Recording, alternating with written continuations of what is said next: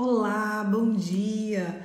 Bom dia, paz do Senhor! Como vocês estão? Como tem passado? Hoje foi o dia que o Senhor fez, vamos nos alegrar nele. Hoje nós vamos continuar a leitura do livro de Juízes. Vamos lá, vamos começar? Hoje nós vamos ler Juízes 20. Juízes está acabando, hein? É até o 21. Vamos lá, meu povo, tem hoje e amanhã ainda de Juízes. Vamos lá. Os israelitas vingam a afronta feita ao levita. Juízes 20. Todos os filhos de Israel, desde Dan até Berseba, bem como a terra de Gileade, saíram na congregação e se reuniu diante do Senhor em Mispa, como se fossem só um homem. Os chefes de todo o povo, de todas as tribos de Israel, apresentaram na congregação do povo de Deus. Havia 400.000 soldados de infantaria que puxaram a espada. E os filhos de Benjamim ouviram que os filhos de Israel haviam se reunido em Mispa. Os filhos de Israel disseram: "Contem-nos o que aconteceu com essa maldade." Então Levita, marido da mulher assassinada, disse: "Cheguei com a minha concubina em Gibeá, na cidade de Benjamim, para passar a noite. Os cidadãos de Gibeá se levantaram contra mim à noite, cercaram a casa em que eu estava, queriam me matar e abusaram da minha concubina, que morreu. Então peguei o corpo da minha concubina, cortei em pedaços e mandei por toda a terra da herança de Israel, pois aqueles homens cometeram uma maldade, uma loucura em Israel. Eis que todos vocês são filhos de Israel, portanto discutam o assunto e tomem uma decisão." Então todo o povo se levantou como um só homem, dizendo: "Nenhum de nós irá para a sua tenda, nenhum de nós voltará para a sua casa. Mas isso é que faremos em Gibeá, um sorteio para ver quem vai atacar a cidade. De todas as tribos de Israel, vamos separar 10 homens de 100, 100 de 1.000, 1.000 de 10.000, para providenciarem o mantimento para o povo, a fim de que ele, indo de Gibeá, de Benjamim, façam com ele conforme a loucura que fizeram em Israel." Assim, todos os homens de Israel se ajuntaram como se fosse um só homem contra essa cidade. As tribos de Israel enviaram homens por todas as tribos de Benjamim, dizendo: "Que maldade é essa que foi feita no meio de vocês? E agora entreguem aqueles homens malignos que estão em Gibeá, para que matemos e tiremos o mal do meio de Israel." Mas os filhos de Benjamim não quiseram ouvir a voz de seus irmãos, filhos de Israel. Ao contrário, vindos da sua cidade, se ajuntaram em Gibeá para saírem em guerra contra os filhos de Israel. E naquele dia os filhos de Benjamim convocaram das suas cidades 26.000 homens que puxaram a espada, desde os moradores de Gibeá, os quais se reuniram 700 homens escolhidos, dentre todo o povo 600 homens escolhidos, canhotos, que atiravam com a funda e eram capazes de acertar uma pedra no fio de cabelo, sem nunca errar. Dos homens de Israel, além dos benjamitas, foram convocados 400.000 homens que puxaram a espada. Todos esses eram homens de guerra. Os israelitas se levantaram e foram a Betel. Ali consultaram a Deus, dizendo: "Quem de nós será o primeiro a lutar contra Benjamim?" O Senhor respondeu: "Judá será o primeiro." Na manhã seguinte, os filhos de Israel se levantaram e acamparam perto de Gibeá, e os homens de Israel saíram à batalha contra a tribo de Benjamim e tomaram a posição de ataque contra ele junto a Gibeá. Então os filhos de Benjamim saíram de Gibeá e naquele dia mataram 22.000 homens em Israel. Porém, o povo dos homens de Israel se animou e eles novamente tomaram posição de ataque no mesmo lugar onde o primeiro dia tinha feito. Antes disso, porém, os filhos de Israel foram e choraram diante do Senhor até a tarde e consultaram ao Senhor, dizendo: "Devemos atacar outra vez os nossos irmãos na tribo de Benjamim?" E o Senhor respondeu: "Sim, vocês devem atacar." Assim, no dia seguinte, os filhos de Israel marcharam contra os filhos de Benjamim. Também os de Benjamim, no dia seguinte, saíram de Gibeá ao encontro deles e mataram mais de 18.000 homens, todos os que puxavam a espada. Então todos os filhos de Israel, todo o povo, foram a Betel e choraram. Estiveram ali diante do Senhor e jejuaram aquele dia até tarde. E ofereceram holocaustos e ofertas pacíficas diante do Senhor. E os filhos de Israel consultaram o Senhor, porque naqueles dias a arca da aliança de Deus estava ali em Betel. E Finéias, filho de Eleazar, filho de Arão, ministrava diante deles naquele dia. Os filhos de Israel perguntaram: devemos atacar mais uma vez para lutar contra nossos irmãos na tribo de Benjamim ou devemos desistir? O Senhor respondeu: vão novamente, porque amanhã eu os entregarei nas mãos de vocês. Então Israel pôs emboscada ao redor de Gibeá. No terceiro dia, os filhos de Israel avançaram contra os filhos de Benjamim e tomaram a posição daquele contra Gibeá. Daquelas outras vezes, então, os filhos de Benjamim saíram ao encontro do povo e, deixando-se atrair para longe da cidade, começaram a matar alguns do povo de Israel, como haviam feito das outras vezes, pela estrada nas quais vai a Betel, e a outra em Gibeá, no campo, mataram uns 30 homens de Israel. Então os filhos de Benjamim disseram: eles estão sendo derrotados como das outras vezes. Porém os filhos de Israel disseram: vamos fugir e atraí-lo para a cidade, para as estradas. E todos os homens de Israel se levantaram no seu lugar e tomaram posição de ataque em Bar-Tamar. Em emboscada Israel e saiu do seu lugar e das vizinhanças de Geba. 10.000 homens escolhidos em todo Israel vieram contra Gibeá. A batalha se intensificou, porém os filhos de Benjamim não imaginavam o desastre iminente. Então o Senhor derrotou Benjamim diante de Israel. E naquele dia os filhos de Israel mataram 25.100 homens de Benjamim e todos os que puxaram a espada. Então os filhos de Benjamim viram que estavam derrotados. Os homens de Israel foram cedendo terreno aos benjamitas, porque confiavam nas emboscadas que haviam posto contra Gibeá. A emboscada avançou depressa, investiu contra Gibeá e passou os moradores a fio de espada. Os homens de Israel tinham combinado um sinal com a emboscada, que se fizesse subir a cidade para grande nuvem de fumaça.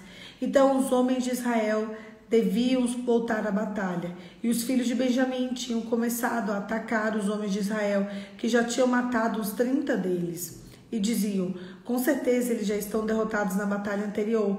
Então a nuvem de fumaça começou a levantar diante da cidade, como se fosse uma coluna.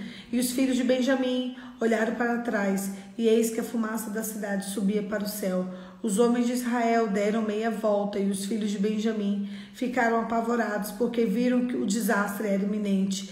Eles viraram as costas para os homens de Israel, em busca de caminho para o deserto, mas não puderam escapar da batalha, que os vinha na cidade, destruíram no meio deles. Cercaram os filhos de Benjamim e os perseguiram de onde repousavam ali e alcançavam diante de Gibeá. Para o nascente do sol dos filhos de Benjamim foram mortos 18.000 homens, todos esses homens valentes. Então se viram e fugiram em direção ao deserto, para a rocha de Rimon. E ao longo do caminho os filhos de Israel ainda apanhavam mais uns 5.000 homens. Seguiram-nos até Gidom e mataram mais de 12.000 homens. Naquele dia morreram 25.000 homens dos filhos de Benjamim. Todos eles, homens valentes, puxaram a espada, porém 600 homens viraram e fugiram para o deserto, para que a rocha de Rimon, onde ficavam há 4 meses. Os homens de Israel voltaram para os filhos de Benjamim e passaram a fio de espada tudo o que restou na cidade, tanto os homens quanto os animais, tudo o que encontraram, e também puseram fogo em todas as cidades que se encontraram. Deixa eu botar a história para o dia de ontem, né? Quando a gente leu o início, para vocês entenderem um pouco o que aconteceu nesse texto. Havia um levita, ele tinha uma concubina, ele pegou essa concubina e ele foi embora. Ele passou 6 dias na casa do pai dela e depois eles foram andando. E aí um dos servos dele virou e falou assim, vamos dormir numa cidade de Israel, porque vai ser seguro. Então eles ficaram na praça, chegou um senhor e falou assim, o que vocês estão fazendo aqui? O que vocês estão fazendo aqui, pelo amor de Deus? E ele falou, a gente precisa dormir, a gente não está encontrando lugar nenhum para dormir. Ele falou, então vamos para minha casa. E aí, aquele senhor sabia do mal que poderia acontecer naquela cidade de Benjamim, porque as pessoas estavam muito más. Mas aquele senhor tinha um coração bom. Então ele deu abrigo para aquele povo. Só que o povo de Israel, de Benjamim, viu eles entrando na casa daquele senhor, ficou batendo na porta e pediu o homem, pediu para ter relações sexuais com o homem. Foi isso que aconteceu. E aí eles falaram que não. E aí eles falaram assim, então eu vou enviar a você minhas 2 filhas virgens do Senhor e a concubina dele. Então eles enviaram. Chegando lá, eles violentaram a concubina a madrugada inteira. Ela caiu na porta da casa de manhã daquele senhor, praticamente morta. Então o esposo dela terminou, o levita terminou de matar ela. E aí ele cortou ela em 12 pedaços. Gente, é cruel, né? Nossa, de novo essa hora da manhã, pra gente dar acordada. Aí ela foi cortada em 12 pedaços. E ele enviou esses 12 pedaços às 12 tribos de Israel, para que todos vissem a loucura que os benjamitas estavam fazendo com as pessoas ali. Então o povo de Israel se reuniu em um determinado lugar e eles decidiram atacar a tribo de Benjamim para que fosse retirada a idolatria e a maldade do meio de Israel. Resumindo, eles foram para esse lugar e eles decidiram um povo de guerra. Eles consultaram a Deus e Deus disse ataca. Ataca porque não tem como. Então eles reuniram alguns homens e aí eles tiraram ali a sorte. Quem saiu foi a tribo de Judá. Então eles foram nas expectativas, mas o pessoal da tribo de Benjamim, eles eram muitos, tinham uma expertise na guerra. Então eles foram derrotados e depois eles consultaram a Deus de novo e foram derrotados. E foi outra tribo e foram derrotados. E assim foi indo. Até que chegou uma hora em que eles não desistiram. Imagina se eles tivessem desistido, gente. Vocês imaginam se eles tivessem desistido? Aí os benjamitas iam achar assim, não, é isso mesmo, a gente pode fazer essas coisas. Só que não. Eles foram até o fim. Se Deus falava vai, por mais que eles perdessem, eles continuavam. E aí eles terminavam. No que eles terminaram de lutar? Eles mataram todo o pessoal da tribo de Benjamim. Eles criaram uma emboscada, porque Deus é assim, sabe? Deixa eu te explicar. E ali a maldade saiu do meio de Benjamim. Essa foi a história. Esse foi o contexto. Para que toda a maldade, a crueldade, toda a idolatria fosse arrancada da tribo de Benjamim, foi preciso uma guerra. Todas as vezes em que Deus vê uma idolatria, uma maldade, ele vai arrancando tudo ali quando você se inclina a ele. Com Deus não adianta ser um pedacinho de Deus. Deixa eu te fazer uma pergunta. Se você for casada, se você tiver um namorado, se você for noivo, dá para ser, dos 365 dias do ano, dá para ser 364 dias fiel? Não dá. Aquele dia, aquela noite que você traiu, né, seu companheiro, seu namorado, seu cônjuge, ali você se tornou infiel. E às vezes a gente pensa que Deus dá para brincar. Às vezes a gente pensa que dá para ser só um diazinho, só um momentozinho. O problema é que quando a gente é um momentozinho infiel, o inimigo da nossa alma, ele entra numa brecha enorme na nossa vida. E ele toma toda a nossa vida por inteiro. Eu lembro de uma história de uma menina que me contou que ela tinha uma vida ok, normal, até que um dia ela caiu em pecado numa determinada área. Meses depois ela conhece o marido dela e eles se casam. E isso já tem uns 10, 15 anos. E ela nunca conseguiu ser livre na vida conjugal. Sabe? Aquele dia, aquela hora, aquele momento, aquele pecado, aquela liberdade que ela deu para a vida dela, aquele direito ao pecado que ela achou que ela tinha, um dia, uma noite, fez com que ela nunca mais tivesse liberdade conjugal. Isso aconteceu antes do esposo dela. Antes. E você sabe, o diabo ele entrou numa brecha na vida dela e que até hoje ela não consegue fluir nas asas do Espírito. Sabe por que ela não consegue entrar? Ela sempre foi fiel a Deus. Um dia, ela permitiu o que o inimigo da alma dela fizesse uma casinha ali. Só que começa pequeno, vai crescendo, vai crescendo, vai crescendo, vai crescendo, até que chega um ponto em que a pessoa fique presa. Juliana, como que eu vou fazer o caminho de volta? Primeiro, a base do evangelho é sobre arrependimento. Você precisa se arrepender de onde você caiu e não permitir que o diabo tome posse daquilo que Deus te deu, que é liberdade. Segundo, você precisa procurar a pureza do teu coração. Gente, que história maluca é essa? Maluca, macabra, cruel, terrível. Tem noção daquela mulher? Meu Deus, que história. Passa uma noite toda sendo violentada. Depois, ao invés de ser acolhida, ela é morta, é cortada em 12 pedaços para ser enviado como testemunha da maldade de Benjamim às 12 tribos de Israel. Depois disso, acontece uma guerra terrível. E o povo de Benjamim simplesmente é dizimado.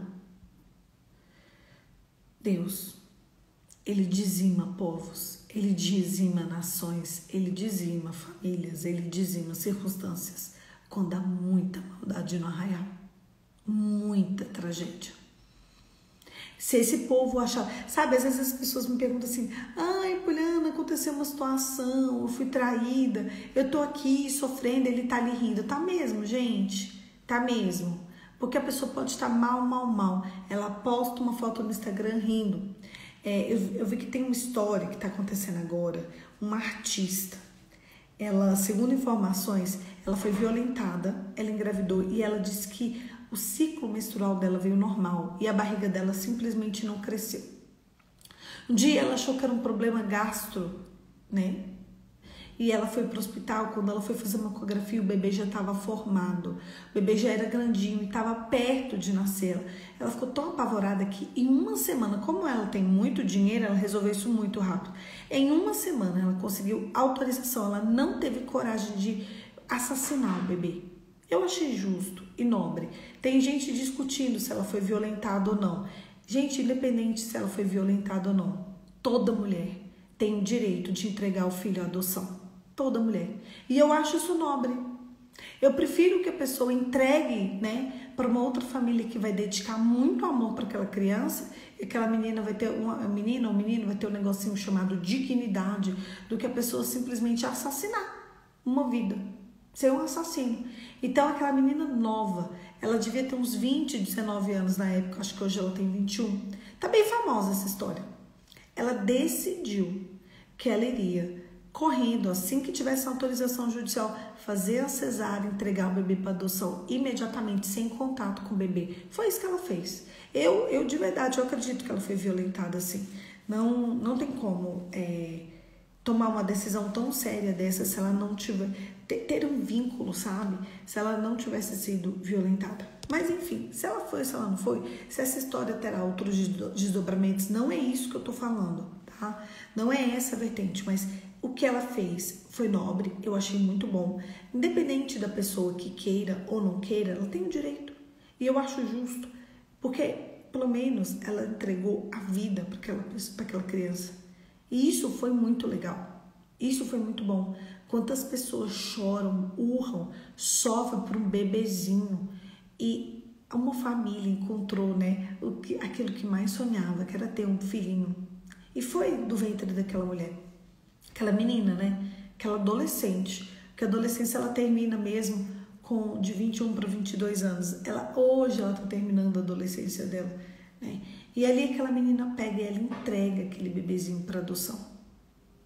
E ali pronto, um ano e pouco depois ela trouxe essa história a baila, tá acontecendo essa história, tá agora nesse tempo.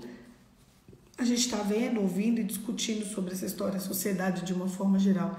E eu achei aquilo justo, eu achei aquilo nobre, eu achei aquilo honesto.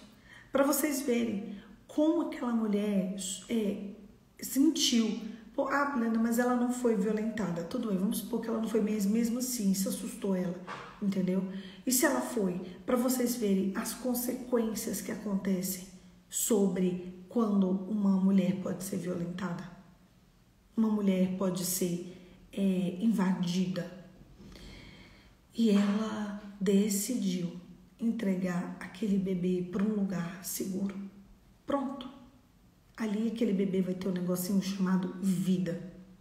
Agora vocês imaginam a situação. Quando os filhos de Israel... Porque às vezes a gente acha que está tão distante da gente e não está. Eles simplesmente querem fazer isso, violentar. O desejo, como se eles fossem animais.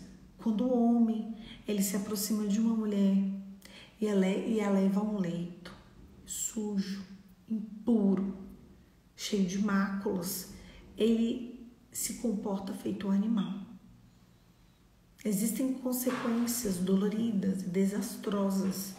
Poliana, mas como que faz com que os homens se comportem feito animais? Isso acontece por uma coisinha, uma única coisinha, chamada idolatria. Quando a idolatria do nosso coração, aquela menina, ela estava exposta diretamente a um idólatra. Quando a gente fala de idolatria, parece idolatria. Não, a idolatria, ela destrói a humanidade. A idolatria é o maior problema que nós temos.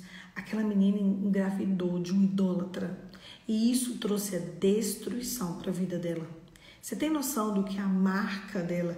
Daqui a pouquinho ela pode até pensar, meu Deus, e se eu tivesse tido forças para criar aquele bebê? Demônios, isso mesmo. Você tem noção do que é essa menina tão nova?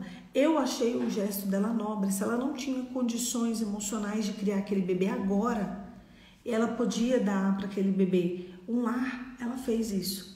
Nas piores condições ela fez, mas ela se expôs ao idólatra. Ela estava em contato com o idólatra. Poliana, quem é o idólatra? Aquele que é possuído por demônios. Aquele que se envolve com demônios. Então ela estava ali, por ela estar exposta de forma tão íntima, tão intensa a um idólatra. Ela caiu, né? Ela acabou sendo envolvida com a idolatria, de tal forma que hoje ela já não é mais uma menina, ela é uma mulher cheia de traumas, ainda que com pouca idade. Para sempre ela vai ter essa marca, para sempre ela vai ter essa história, para sempre ela vai ter essa crueldade dentro dela. Às vezes acontecem tantas coisas com a gente ruins, porque a gente está exposta à idolatria.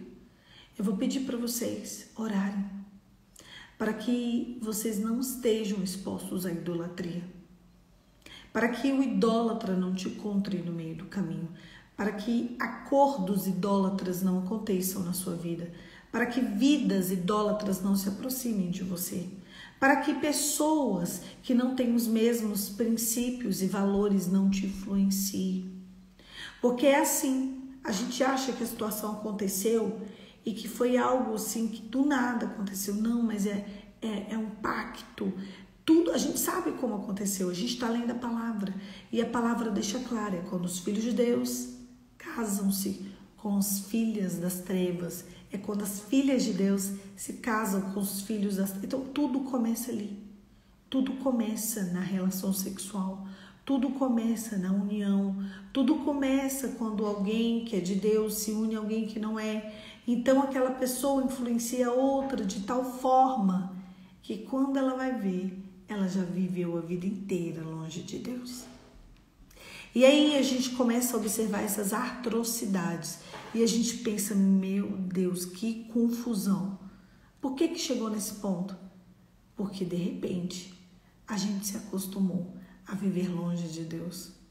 Eu oro para que o teu coração e o meu coração nunca mais se acostume a viver longe de Deus. Feche seus olhos e vamos orar. Pai, em nome de Jesus, eu oro para que o nosso coração esteja perto do teu coração. A palavra diz que Deus está perto, muito perto. Então nós queremos nos aproximar de ti, Senhor. Afasta toda a idolatria do nosso coração. Afasta o homem idólatra, a mulher idólatra, circunstâncias de idolatria, contratos idólatras, lugares idólatras.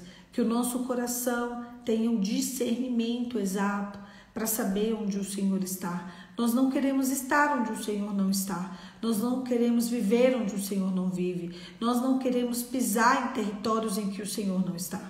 Nos limpa, nos lava, nos purifica, nos faça ser mais seus. Que a nossa vida, que a nossa história, que a nossa trajetória seja arraigada aos pés da cruz. Cuida de nós, Senhor, cuida do nosso coração. Nos livre de todo pecado, de toda injustiça, de toda maldade. Em nome de Jesus. Amém. A Bíblia diz que aquele que pensa que está de pé, toma cuidado para que não caia. Queridos, vigiem. Vigiem porque essas coisas terríveis, ela pode acontecer quando a gente está desapercebido dentro da nossa própria história. Que o teu coração nunca esteja desapercebido da tua história. É isso. Um beijo. Fica com Deus e até amanhã. Amanhã, 5h45, nós estaremos aqui reunidos de novo para a gente continuar esse devocional. Deus abençoe. Deus abençoe. E até amanhã.